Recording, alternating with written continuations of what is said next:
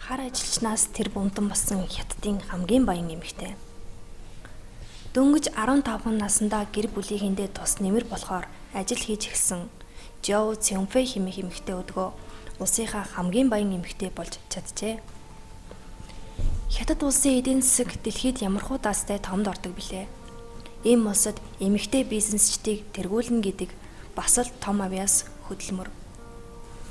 Өдгөө тэрээр Samsung, LG, Apple зэрэг дэлхийд алдартай бүтээгдэхүүнүүдийн деталь хэсгүүдийг үйлдвэрлэдэг Lens Technology хэмээх компанийн тэргүүн бөгөөд 9.7 тэрбум $. Хөрөнгөтэй нэгэн хэцүү бэрхийг туулсан хүүхэд нас. Жоу Цюнфэг self-made буюу өөрийнхөө хүчээр тэр бунтан болох сонгодог замыг туулсан хүн гэж нэрлэж болно. 15 наснда мужийнхаа нэгэн шилний үйлдвэрт ажиллаж эхэлсэн тэрээр өдгөө 47 настай бөгөөд Apple, Samsung-ийн гол эд ангиудыг нийлүүлдэг компани эзэн болж. Жоу Цюнфэй 1970 онд Хятадын зүүн өмнөд хэсэгт орших Хунань мужийн Сянсян хошуунд төржээ. Цюнфэгийн гэр бүл тун тарчиг амьдралтай байв. 1960-ад онд эцэг нь золгүй явдлаар сохорж харин ээж нь охиноо 5 настай байхад нас нөгчжээ. Ингээд охин багаасаа л гэрээхэндээ тусалж гэр бүлийнхээ хүнс гол орлого болох тоорой, нугаснуудаа тижээж эхэлсэн байна. Охинд гэрийн даалгавраа хийх цагч гардаггүй байж. Гэсэн ч тэр хөдөлмөрт шаргуу зангийнхаа ачаар хамгийн авьяаслаг сурагчдын тоонд багтдаг байв. Жоу хэдийгээр сурлах сайтай байсан ч 15 наснда сургуулаа хайж ажил хайхаар явж. Багасаа л хувцсны загвар зохион бүтээгч болох мөрөөдөлтэй байсан ч гэр бүлийнхэндээ туслахын тулд ажил хийж мөнгө олохоос өөр аргагүй байдалд хүрсэн. Ингээд эдийн засгийн онцгой бүс гэгддэг Гуандун мужийн Шинжаан хотыг зорьсон. 1980-ад онд Хятад залуучууд хөдөө тосгодоос ийшээ бөөнөөрөө ирж үйлдвэрт ажилд ордог байж. Жоу ажил сургуулаа зэрэг амжуулах зорилгоор Шинжааны их сургуультай ойрхон байрладаг үйлдвэрт зориуд ажилд оржээ. Нэгтлэн бодох бүртгэл, програм хангамж, галийн бүрдүүлэлт зэрэг хэд хэдэн мэргэжлэр давхар сурч ачааны автомашин жолоодох курсыг ч төгссөн байна. Харин түүний хожим нь харамссан цорын ганц зүйл нь англи хэл сураагүй явдал байв. 11 бүдэрсний эцэст хөл дээрээ боссон. Жоу бугуун цагны шил үйлдвэрлэдэг жижигхэн үйлдвэрт дамжлагын ажил хийдэг байв. Гэвч цагт $1 ч бага цалин авна. Гэтэл ажлын нөхцөл нь үнэхээр хүнд. Шинэхэн хэлцийн дарга. Жоу энэ хүнд ажлыг 3 сарын туршид хийсний эцэст гарахаар шийджээ. Удирдлагадаа боломж олгосонд талархснаа илэрхийлж басчгүй энэ ажил нь хэвийн уйдгартай санагдсан тухай захидал бичээд үүнээс гадна охин үйлдвэрийн ажлын олон дамжлагуудыг яаж сайжруулах тухай өөрийнхөө санаагч мөн бичсэн байна.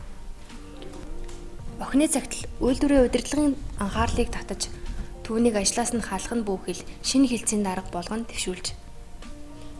Үйлдвэр нь хөдөлмөрийн бүтээмж өндөртэй болж ашиг орлого нь сайжирсан бөгөөд ажлынхаа хажуугаар Жоу оройн цагаар хичээлдээ үргэлжлүүлэн сурсаар л байлаа.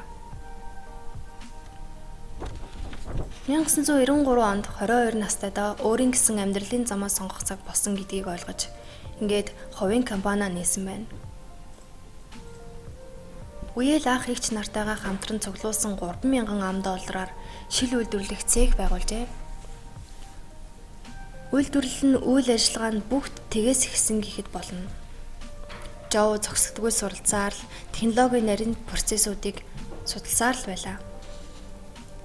Энэ явдлаас хойш тэрээр 11 компани байгуулсан боловч олонх нь дампуурсан. Бүсгүй ажилчдынхаа цалинг тавихын тулд 2 ч удаа байшингаа зарсан гэдэг. Эцэст нь амжилт түүнийг дагаж Жоу Хятадын цахилгаан барааны авраг гэгдэг TCL Corporation-тэй гар утасны дэлгэц үйлдвэрлэх ашигтай гэрээ байгуулж чаджээ. Жоу 2003 онд Lens Technology компани байгуулж тун удалгүй энэ чиглэлийн үйлдвэрлэлийн гол тоглогч болж чадсан юм. Компани нэгдсэний дараахан Motorolagаас хувь заяаг нь өөрчлөх дуудлага иржээ.